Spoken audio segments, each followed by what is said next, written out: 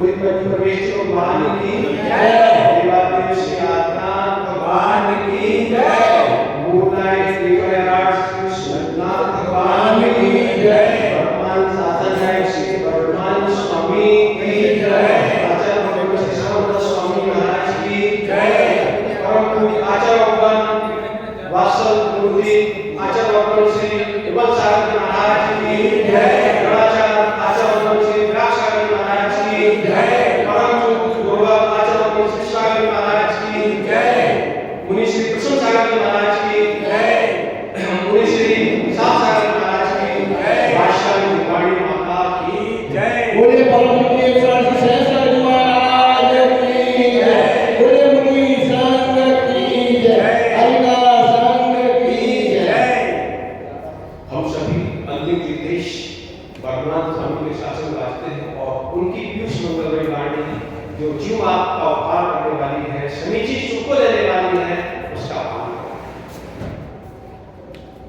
संसार का कोई भी ग्रह न किसी को सुख देता है न किसी को दुख देता है।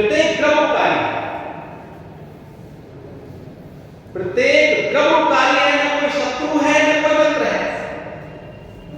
प्रत्येक ग्रह कार्य संसार का किसी ग्रह में अवतार करने की क्षमता है ही नहीं, सुख दुख देने की क्षमता है ही नहीं। सुख दुख देता है तो ये भूला प्राणी, ये यदि किसी कोई दुखी है कोई सुखी है कल्पना कर रहा है, भोला प्राणी। किसी भी ग्रह में सुखी दुखी करने की योग्यता नहीं, उपादान की योग्यता ही सुख दुख देती है, पर तो निमित्त मात्र है, पर निमित्त मात्र है। पर भोला प्राणी निमित्तों को दुख का हेतु मानता है, निमित्तों को सुख का हेतु मानता है। अज्ञ प्राणी है, ज्ञानी होकर भी अज्ञानी है। मैं भैया ज्ञानी होकर भी अज्ञानी है, भोला है, भोला है, अपने स्वरूप से अज्ञान है, अपने सुख से अज्ञान है, इंद्रिय सुखों में इंद्रिय भोगों में सुख दे रहा है, इंद्रियों के पोषण में सुख बन रहा है, निज आत्मा की तड़पती हुई दशा का वेदन नहीं करता है। भक्तों का दास बना है, भक्तों का दास बना है, नृत्य का मान कर रहा है। भक्तों का दास बना है, नृत्य का मान कर रहा है।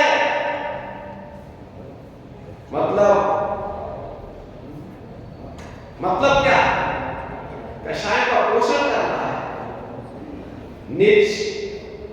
निज आत्म पर दृष्टि नहीं है, इंद्रिय सुखों की सर्वस्व मान लिया है।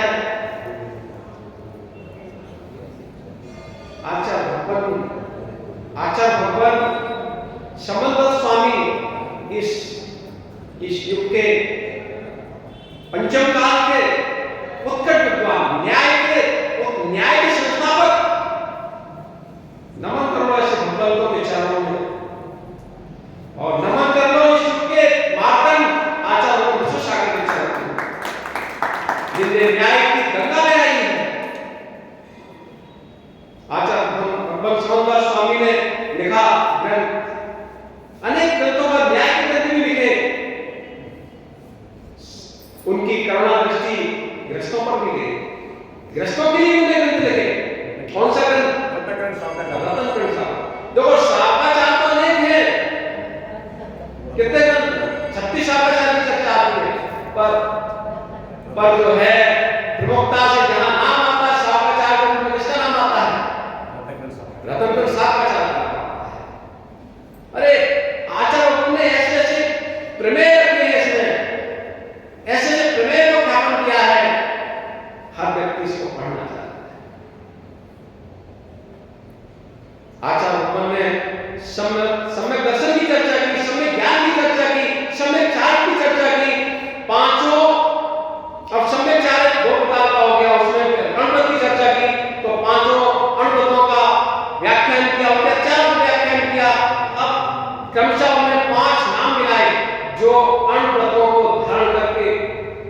को प्राप्त किए। मातंगो धन देवस्य वार्धन सदा प्राप्त नीली जय संप्राप्ता पूजा से मुक्तम।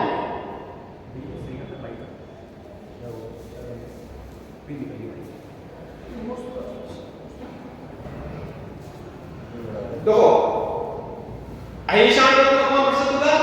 चर्चा की थी हमने पहले। कौन प्रसिद्ध हुआ? मातंगो, चांडाल, मानदंडो धन देवस्य। धन्य को प्रसिद्ध हुआ? नहीं मालूम। सत्यावन हुआ, ये चर्चा की थी। आज नंबर है किसका? किसका? आचार्य। ठीक है, आज नंबर किसका है?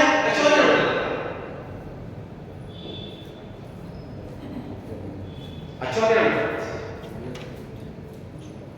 अपना उपकार वही कर पाते हैं जिनको अपना निष्पर,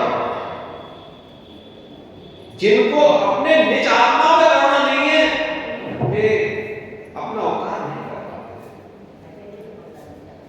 संसार में जिसको अपने स्वरूप का भान नहीं है, वो क्या करना पड़ेगा? इंद्रियों के गुलाम होने भ्रष्ट बन गए हैं। इंद्रियों के पोषण अपना जीवन निकाल दिया है। राजा सैनिक का नाम सुना होगा। राजा सैनिक चेली का नाम सुना होगा। उनका पुत्र था, क्या नाम? वात्स्यन। धर्मात्मा पुरुष और अणवती था।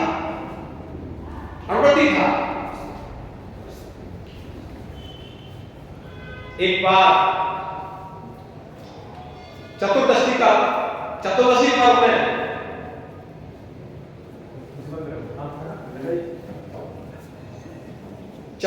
पर्व में उपवास किया और शमशान में जाके निर्गम भेष में साधना में तल्लीन हो गए थे सावक। पर कहां जाके? शमशान भूमि में जाके रात्रि में निर्गम भेष में तल्लीन हो गए। उसी नगर में रहने वाली वेश्या, वो एक नगर की शेखानी के गले में हार देखती है तो ललचा जाती है। और जो वेश्या का आसक्त था, विद्युत चोर, मतलब लोग भी चोर आसक्त था। कौन? विद्युत चोर। जब वेश्या के पास पहुंचता है तो वेश्या कहती है, भाई हमारा स्वास्थ्य ठीक नहीं है, आप तो हमसे पृथक ही हो। वो कहती क्या हो गया? कि यदि आप जो शेखानी के गले में हार उसको ला के दोगे तभी हम आपसे बात करें, कोई बात नहीं करेंगे। विद्युत चोर तैयार हो जाता है। लोगों की लीला ऐसी विचित्र है। ये कषायों का पोषण और इंद्रिय विषयों के पोषण के लिए आदमी दुष्ट से दुष्कर प्राप्त करने में तैयार हो जाता है। नहीं सोच पाता कि हमारा जीवन चला जाएगा, नष्ट हो जाएगा, राजा हमें दंड दे देगा, क्योंकि उसको कितना मायाचारी करनी पड़ेगी, कितना प्रपंच करना पड़ेगा। न उसको भावी पर्याय की चिंता है, न वर्तमान की इज्जत की चिंता है। सब कुछ करने तैयार हो जाता है। विद्युत चोर चल देता है रात्रि में, कहां? उस शेख के घर पर। और चोर तो नामी चोर था, पहुंचता है और अपनी युक्ति से हाथ भी ले आता है। वहां से निकलता है, पर उसका इतनी आवाज थी कि आवाज छुप नहीं पा रही थी। भागता है तो उसके जो वहां रक्षक थे, वो रक्षक उसको पकड़ने के लिए भागते, उसको दिखता है रक्षकों को कुछ लेके जा रहे हैं, भागते हैं, वो भी भागता है। भागते भागते अब जो है उसको बचने का उपाय नहीं दिखता, चारों तरफ गिरा हुआ दिखाई देता है। तो क्या करें? उसने जो है हार को भी एक स्थान पर डाल दिया, जब उसी शमशान में डाल दिया जहां थे श्रावक पर निर्गल वेश में बुद्धि थे। चोर अब चोरने के लिए भाग गया। अब वो दौड़ते हुए आते हैं, दौड़ते हुए आते हैं कौन? सेवक, रक्षक, को सिपाही लोग देखते हैं, अरे ये हार यहाँ पड़ा है, ये तो साधना में खड़े, बड़ा ढूंढी है, ये तो राजकुमार, ये इनकी हार बताओ, इनके घर में क्या कमी थी? ये तो राजकुमार थे और शेरानी का हार लेके दौड़ रहे। वो भी आश्चर्यचकित हो जाते हैं, अरे जिसका जो है नाम प्रतिष्ठित लोगों में हो वैसा दूसरा राजा से कहते हैं, शैणी से कहते हैं, शैणी कहता है ऐसा पुत्र भाषण ऐसा कर सकता है, पहले विश्वास नहीं होता पर कहते नहीं, फिर हाल दूसरे समय कहते नहीं, हमारा पुत्र ही क्यों ना हो, यदि दुष्कृत किया है तो उसका दंड भी मिलेगा, दुष्कृत किया है तो दंड भी मिलेगा। कहता है कुछ नहीं, कुछ नहीं, इसका सत्य होगा।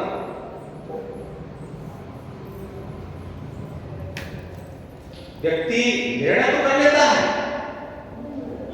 व्यक्ति निर्णय तो कर लेता है, पूर्वापर का यदि उसने विवेक नहीं लगाया तो फिर पछताता है। पहुंच जाते हैं कौन? उनको मारने के लिए, तलवार लेके गर्दन का छेद करने के लिए। वो तो अपनी साधना में कर लिए थे, साधना में कर लिए थे। जैसे ही जो है तलवार चलाते हैं, वो तो फूलों की माला बन गई, फूलों की माला बन गई। तो देखते हैं जो मारने वाले भी चकित रह गए, ये क्या, ये क्या? राजा के पास आते हैं, राजा भी दौड़ा दौड़ा पहुंचता है, कहां? बादशाह के पास। कहते क्षमा करो, क्षमा करो। पहले ही विचार कर लेते, अन्वेषण कर लेते, ये तब काम करते तो ये दुख नहीं भोगना पड़ता, दुख नहीं भोगना। जो बिना विचार के काम कर लेते हैं वो जो है पछताते हैं। कोई भी काम करो पहले विवेक से निर्णय करो, ये उचित है अनुचित है। प्रत्यक्ष देखा हुआ भी गलत हो सकता है, सुना हुआ भी गलत हो सकता है। इसलिए कदम बढ़ाने से पहले निर्णय करो, समीचीन क्या है, सत्य क्या है।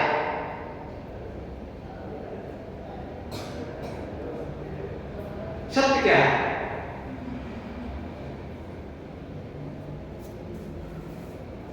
प्रत्येक ग्रह कार्य है। बाहर से हम क्या सोच रहे हैं? अरे हमारे कोई कर्म का उदय तो था, हमारे कर्म का उदय तो था, निमित्त खड़ा हो गया। ये तो हमारे कार्य हैं, ये भी हमारे कार्य हैं। हमारे कर्मों में अंदर कर्म का मल भरा हुआ तो विलीन हो रहा है, निकल रहा है। वो तो ऐसा चिंतन कर रहे थे, ध्यान में नहीं थे। अरे हमारा बात भी हुआ है, कोई बात नहीं, अब बात भी हुआ है, कोई बात नहीं। पर राजा जो है चरणों में नतमस्तक हो जाता, तो बात ही रखने आई।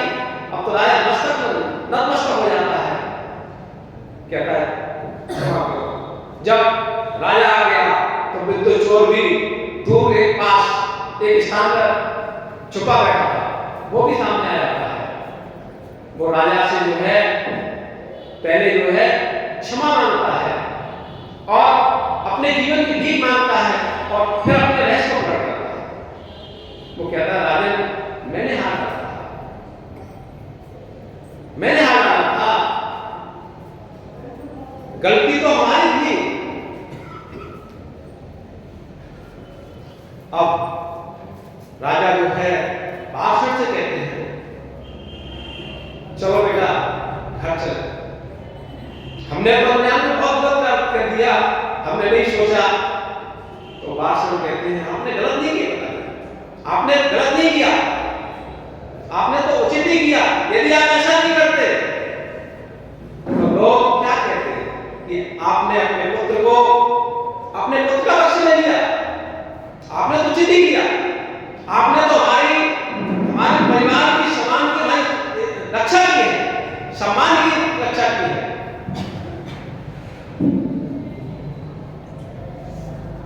मोह के देखो, यदि संचय कर राजपाल की संभालता है व्यक्ति, वही वो राज का संभाल पाता है जो निर्णय करना जानता है। मोह में निर्णय नहीं कर पाता व्यक्ति, मोह के वश होकर निर्णय नहीं कर पाता।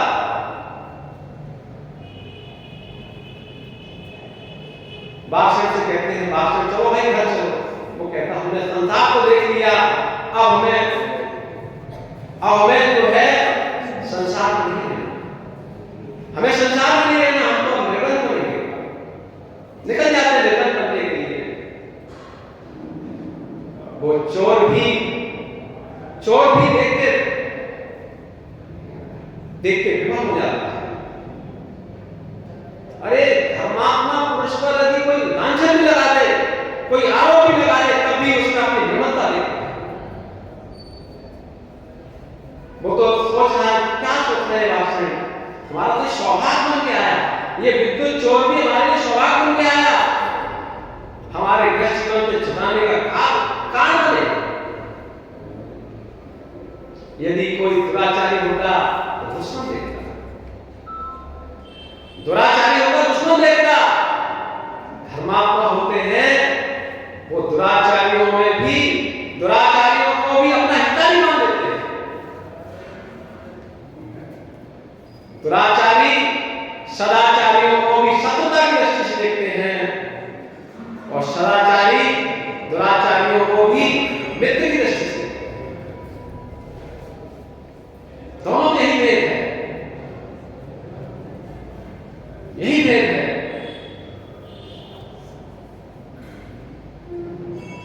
कोई भी द्रव्य अपकार किसी का करता ही नहीं है, प्रत्येक द्रव्य उपकार करता है, शत्रु भी उपकार करता है, मित्र भी उपकार करता है। अपकार हम करते हैं। अरे भाई विपिन भैया, यदि आपकी देवी एक बार यदि आपको डांट भी दे, ठीक है, और जीवन में तो हो सकता है, ऐसा भी नहीं हुआ ना हुआ कभी होएगा, ऐसा होता भी है सामान्य से, पर डांट दो, पर यदि आपने डांट को स्वीकार नहीं किया है तो आप पीड़ित नहीं हो सकते। और उस डांट में भी ऐसा मान लो ये हमारे पूर्व के कर्म थे, आके निकल रहे, हमारे आत्मा पवित्र हो रहा है, तो ये जो है दुखी नहीं होगे। और आप देखो वो तो निमित्त बन के आया था, आपका उपकारी था। यदि आप अपने आत्मभवन के मल को निकलते हुए देख रहे हैं तो आपको मित्र दिखेगा, उपकारी दिखेगा, और यदि आप कसाय कर रहे हो तो अपकारी करेगा। यथार्थ में किसी ने आपको गाली दी, किसी ने आपका अपमान किया, गाली दी, गाली को यदि आपने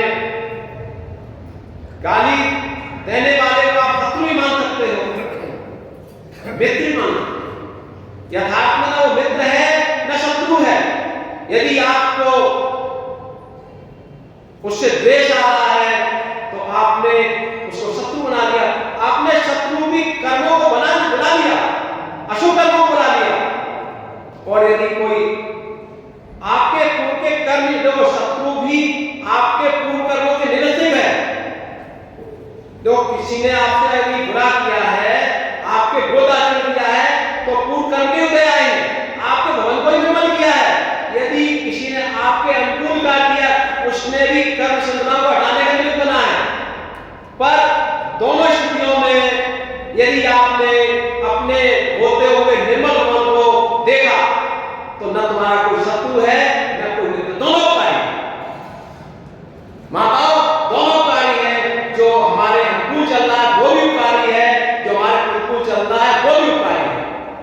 हमारी है, श्रद्धा हमारी है, श्रद्धा ही हमें दुख देती है, श्रद्धा ही हमें सुख देती है। यदि हम बुरा सोचेंगे, भैया क्या नाम है? अबे भैया, यदि हम बुरा सोचेंगे तो हम अशुभ कर्म रूपी शत्रुओं को बुला लेंगे, और यदि किसी के बारे में अच्छा सोचेंगे तो शुभ कर्म को बुला लेंगे। पर ये दोनों ही बात प्रभु नहीं है, ये दोनों ही हमारे आत्मवन के मन ही है। पर यदि प्रशस्त भाव के साथ यदि आपने प्रशस्त भाव किए तो भविष्य में मोक्ष का कारण बनेंगे। प्रशस्त भाव से किया हुआ पुण्य भविष्य में जो है हमारे केवल का साधन बनता है, निर्मलता का साधन बनता है, और अप्रशस्त भाव से किया गया पुण्य भी हमें दुर्गति का कारण बनता है। उसका उदय में पुण्य के सहयोग तो मिलेंगे पर दुर्गति का कारण मिलेंगे। इसलिए न कोई किसी द्रव न किसी का उपकार करता है न अपकार करता है, हम ही प्रत्येक का उपकार करता है, न सुख देता है न दुख देता है। हम ही हमारी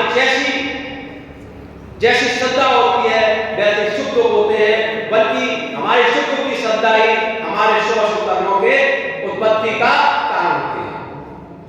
समय हो गया, इन्हीं भावों का आचार्य महाराज